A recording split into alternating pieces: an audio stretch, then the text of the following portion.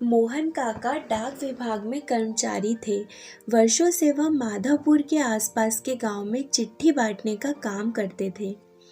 एक दिन उन्हें एक चिट्ठी मिली।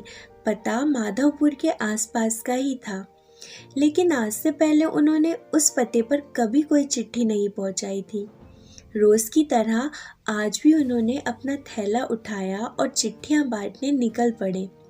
सारी चिट्ठियां बांटने के बाद वह उस नए पते की ओर बढ़ने लगे।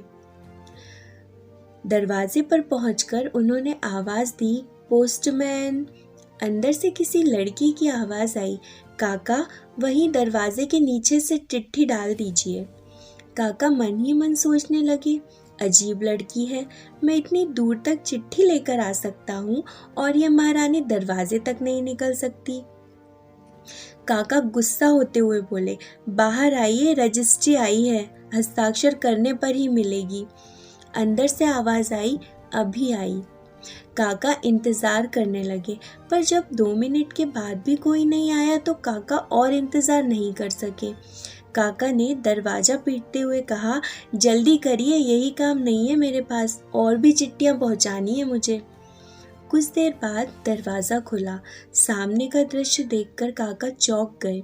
एक 12-13 साल की लड़की थी जिसके दोनों पैर कटे हुए थे।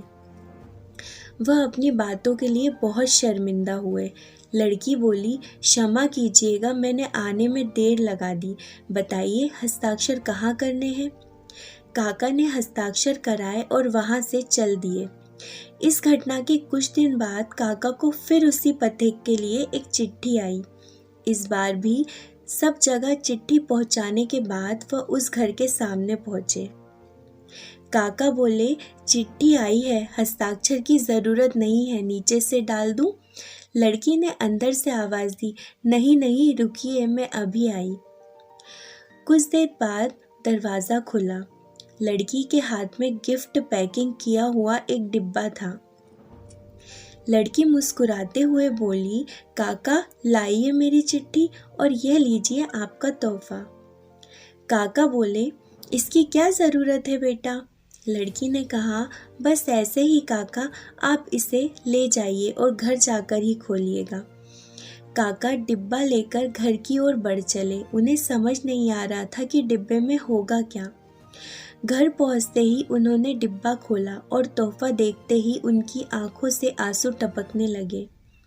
डिब्बे में एक जोड़ी चप्पलें थी। काका वर्षों से बिना चप्पल ही चिट्ठियां बांटा करते थे, लेकिन आज तक किसी ने इस ओर ध्यान नहीं दिया। यह उनके जीवन का सबसे कीमती उपहार था।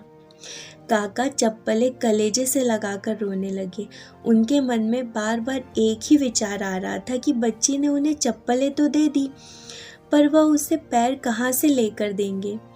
दूसरों के दुखों को महसूस करना और उसे कम करने का प्रयास करना एक महान काम है। जिस बच्ची के खुद पैर ना हो, उसके दूसरों के पैरों के प्रति संवेदनशीलता हमें बहुत बड़ा संदेश देती है। हम सबको भी इसी तरह दूसरों के दर्द को महसूस करके उनकी सहायता करनी चाहिए और दुख से भरी इस दुनिया में खुशियाँ फैलाना चाहिए। तो दोस्तों, मुझे उम्मीद है कि आपको ये कहानी ज़रूर अच्छी लगी होगी। अगर आपको इस कहानी से कुछ प्रेरणा मिली हो तो इसे शेयर ज़रूर कीजिएगा।